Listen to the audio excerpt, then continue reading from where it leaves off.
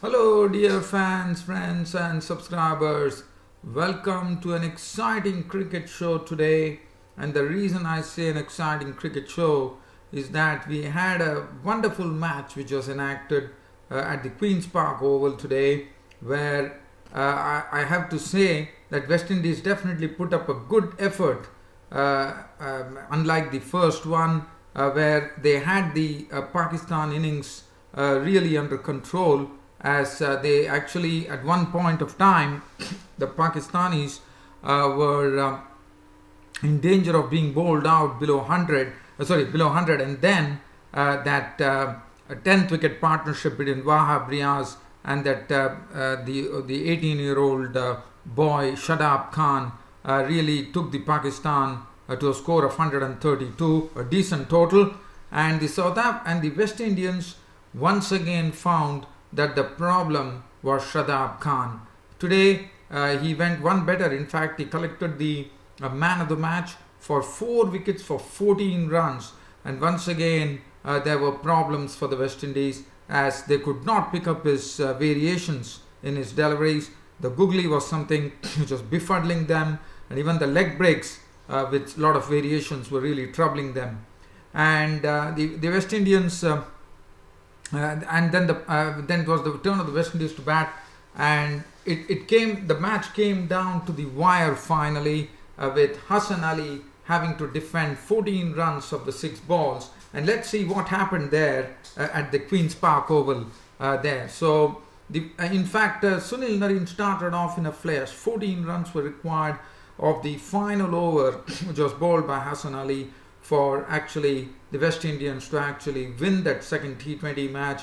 And Narine, the first ball that Hassan Ali bowled, he banged it to the boundary. It was very full and straight, and just he heaved it through the mid-wicket region.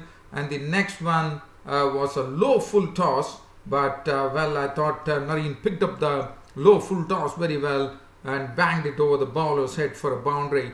So 8 runs were taken off 2 balls to really settle the nerves in the West Indian camp. But after that, Hassan Ali came back into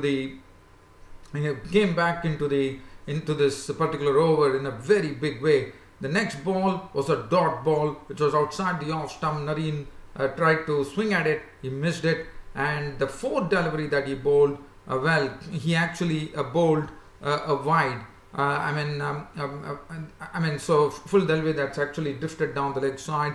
The wide was called, but Narine was on strike, and the extra ball did not result in any runs. It was a slower delivery, and it was very well bowled by Hassan Ali, and Narine was not able to pick it up. And with his 5th delivery, he went on to dismiss Narine Narine was out, as it ended in a run out. In fact, he actually hit it back to the bowler, Narine actually did a good thing in sacrificing his wicket, as Jason Holder would have been on strike. But that really didn't matter, with 5 runs required of the final ball. The only thing that Holder could have done is to hit a 6 to actually win the match. But it turned out that it was a very good, it was so cleverly thought out by Hassan Ali. I thought he kept his wits about himself, and he bowled a wide Yorker just outside the off stump, and all that Holder could do was get the ball to the point region, and it was victory for the Pakistanis by 3 runs, and they took a 2-0 lead in the T20 series. But before that, Shadab Khan was the one who did the real damage. So now let's get on to the whole match, the second T20, and see what was the story of the day.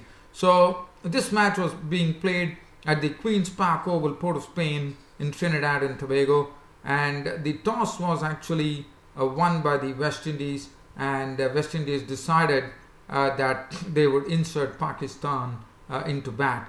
And it was a good decision, because what one saw there was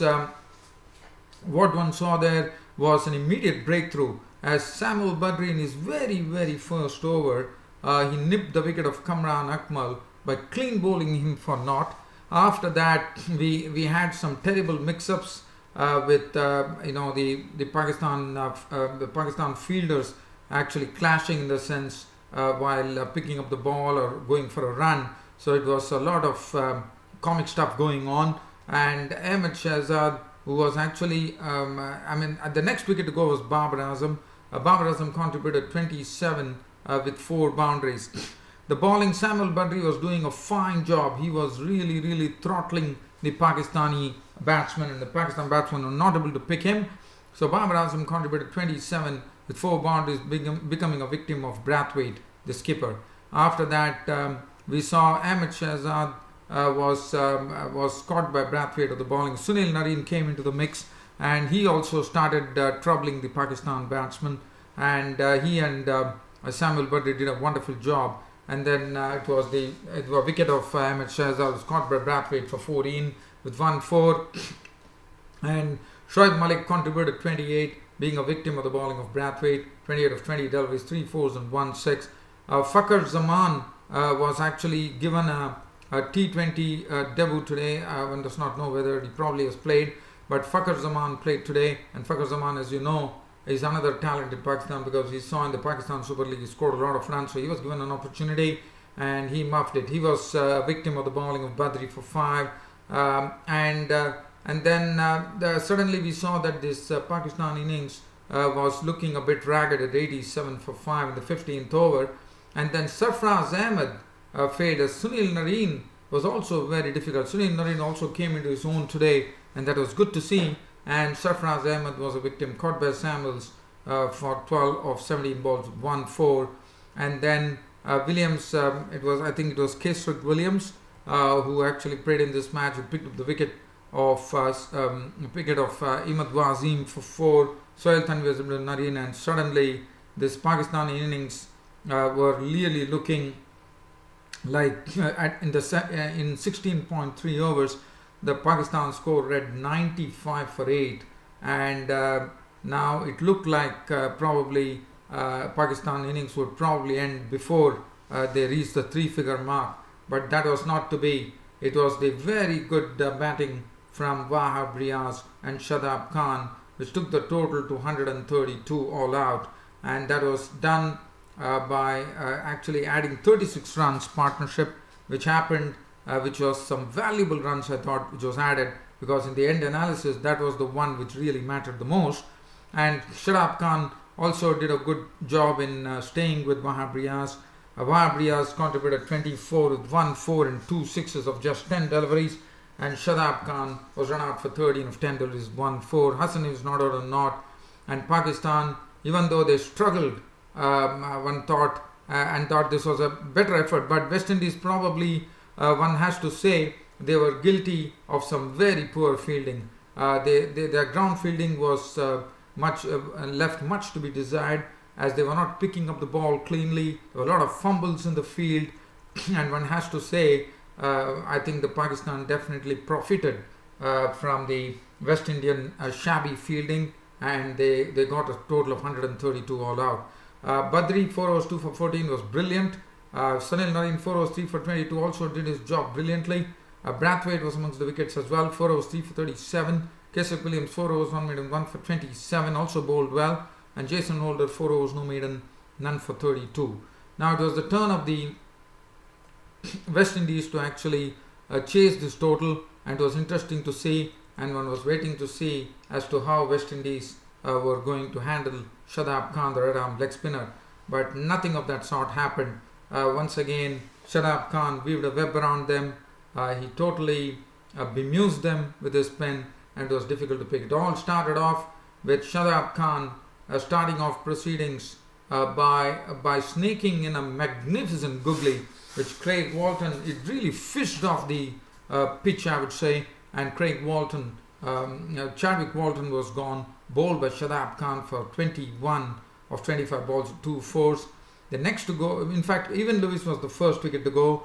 It was a horrible mix-up that happened between Evan Lewis and Walton, and Imad Wazim was the one who was responsible for the run out of Evan Lewis. So he was gone for 3, made 10 for 1, and then Marlon Samuels joined in. Marlon Samuels definitely showed some real aggression there out at the centre, and Chadwick Walton was giving him company. and the West Indies innings was proceeding at some good pace, and they had nothing to worry. It was a very modest total that they were chasing, and they were really doing the job in a very nice manner as things were going on.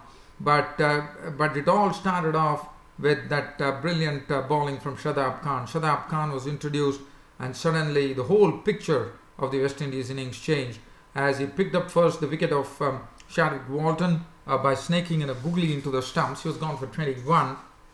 After that, Hassan Ali had Simmons LB doubling for 1, and Marlon Samuels was the one who was staying at the centre, and he was really stroking the ball very well, which was good to see. Kieron Pollard was really beaten by a beautiful delivery that Shadab Khan bowled, where he actually foxed Pollard with a ball which was bowled outside the off stump, and a very good stumping by Sarfraz Ahmed behind the sticks. So Kieron Pollard was gone for 3, and Roman Powell did nothing. He was clean bowled by Shadab Khan for naught, and Shadab Khan was amongst the wickets once again. He had already taken 3 wickets, and he was not giving away runs. It was very, very difficult for the West Indies to wriggle out. But the good thing for West Indies was the man Marlon Samuels at the crease.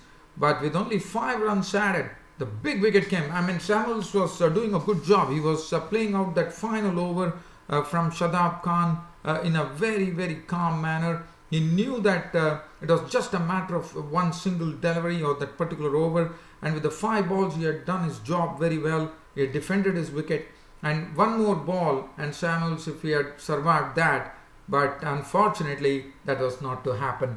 Shadab Khan got the most important wicket that Pakistan were wanting. They knew that this guy Marlon Samuels, if he was there, West Indies would have definitely won. But Marlon Samuels was beautifully, I thought it was a beautiful delivery from Shadab Khan, which tempted Marlon Samuels to actually nick it, and Sarfraz Ahmed took the catch. It was a googly, but Marlon Samuels definitely did not pick it well, and he was gone. And what a knock from Samuels. Played a good hand, but he was out at a very, very inopportune moment for the West Indies, as he was gone for 44 of 35, 5 fours and 2 sixes. Thus ended Shadab Khan's spell, and Shadab Khan's bowling, magnificent bowling, 4 overs were made and 14 runs and 4 wickets, and that the score read 81 for 6. After that, Brathwaite was still there, so hope was there, Holder was there, so that was good. And Brathwaite and Holder definitely started picking up the pieces there, and they started pushing on the score by adding 33 runs, which they were doing it in a very, I would say, in a very calm manner. As that was going on, Wahab Riaz took the important wicket of Brathwaite by castling him for 15 of 23. That was 1-4, and then Sunil Narine. Now this was the time which I enacted the thing to you, but Jason Holder was doing a good job as well. But Jason Holder finally had to be content to remain not out on 26 of 17 deliveries, with 2 fours and 1 6, with Sunil Narine, after hitting 2 fours in the first 2 deliveries, could not manage to get bat to ball, and that resulted in West Indies losing the match by a very slender margin of 3 runs, and West Indies were restricted to 129 for 8. And Hassan Ali, definitely one has to say, he bowled the final over. In fact, he went for 8 runs, and I thought that was a good comeback by Hassan Ali in that over, and then started bowling some sensible deliveries, which made it very difficult for Sunil Narine to get off the square. And finally, the Pakistanis actually leading the 4-match series now 2-0. So one more win, and Pakistan would have won the T20 series. That is the final one-day international, which will be played on Fool's Day. That is on April Fool's Day. That's on 1st of April. Now looking at the bowling, Shadab Khan 4 overs one made and 4 for 14. Imad Wasim normally is a very economical bowler, but today in one particular over, Samuels was looking so pretty good.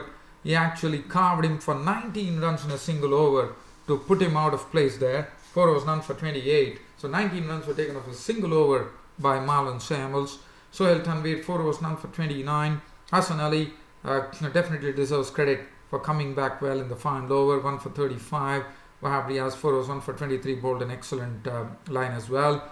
And Shadab Khan, this 18-year-old bloke from Pakistan, the leg spinner, has once again done it. He has taken his second consecutive man of the match, player of the match in the second T20.